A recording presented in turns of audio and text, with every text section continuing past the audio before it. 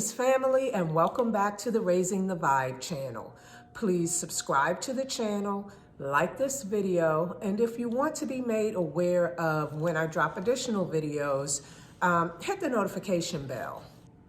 What I'd like to discuss in this video is politics. I know that the position I have is not a very popular one, certainly not now that Black folk are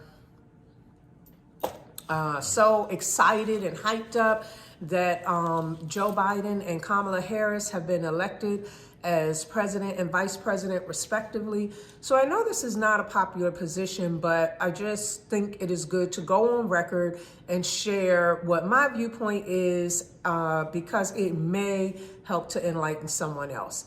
In my viewpoint, politics is not the solution to the significant problems humanity is facing on this globe. Politics in America in specific is not the answer. In fact, for those of you who follow the Bible, you would know from Ephesians 6:12 that it says, "For we wrestle not against flesh and blood, but against principalities, against powers, against the rulers of the darkness of this world, against spiritual wickedness in high places."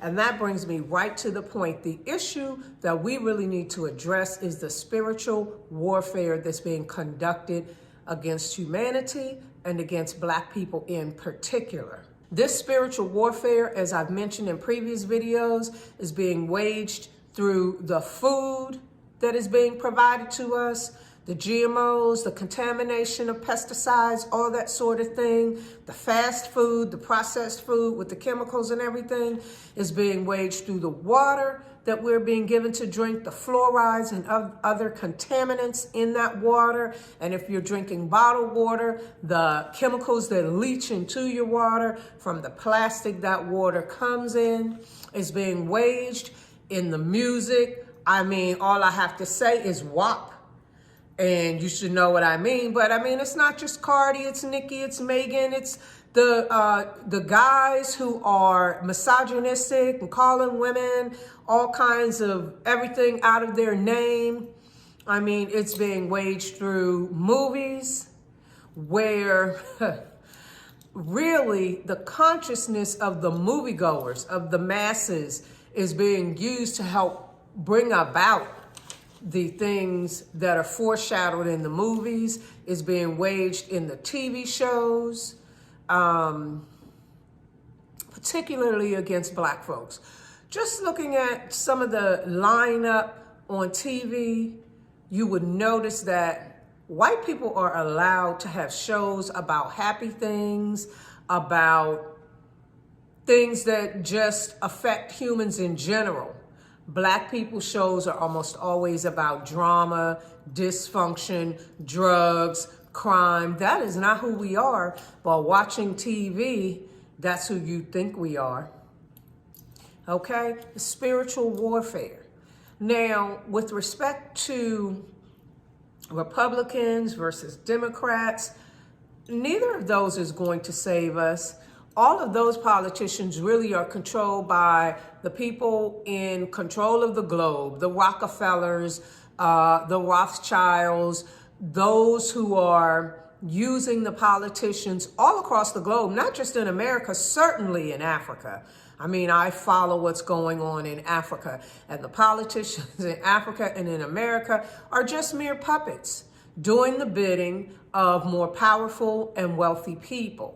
So politics, again, I would say, simply isn't the answer. And although this, again, will not be very popular in January of 2021, when most Black folks are celebrating the election of Joe Biden and Kamala Harris, but I don't see them as potentially doing anything for Black people. Anything for this country, in fact. Joe Biden was elected to the Senate in 1972 at the age of 29.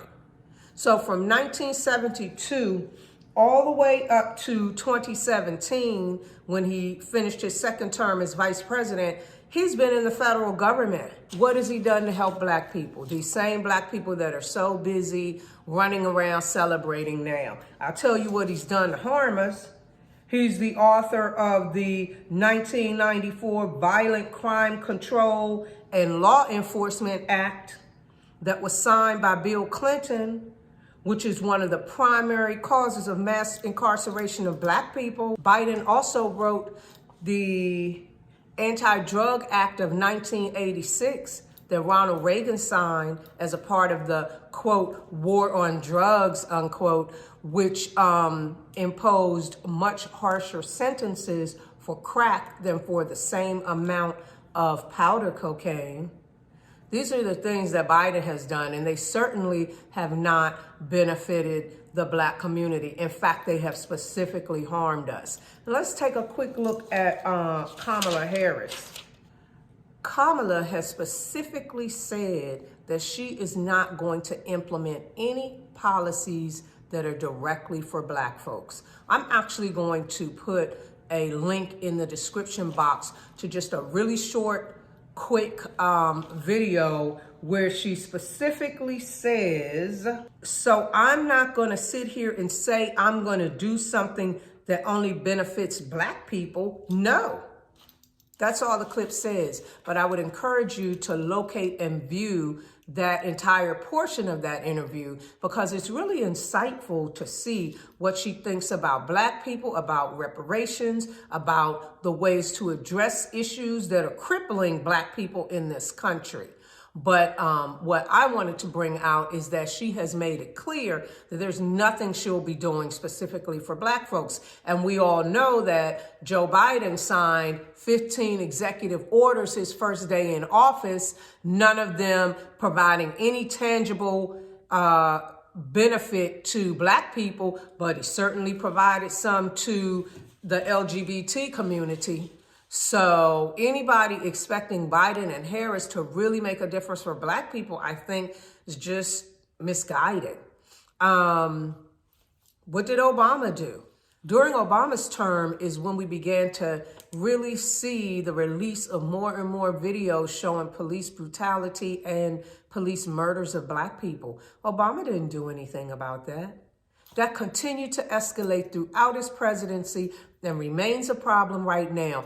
The rampant crime in Chicago, his hometown, remains a problem right now. He didn't fix anything. The reality is that politics is not the answer to the problems we face. In my opinion, the answer is to become aware of the spiritual warfare that's being waged against us, to take immediate action to combat the negative effects of that. And as you know, that includes your food, your water, what you're listening to, what you're watching, what you're reading, that sort of thing. And then in my humble opinion, for black folk, reclaiming your African spirituality and the power inherent in that so that we can again rise to the top.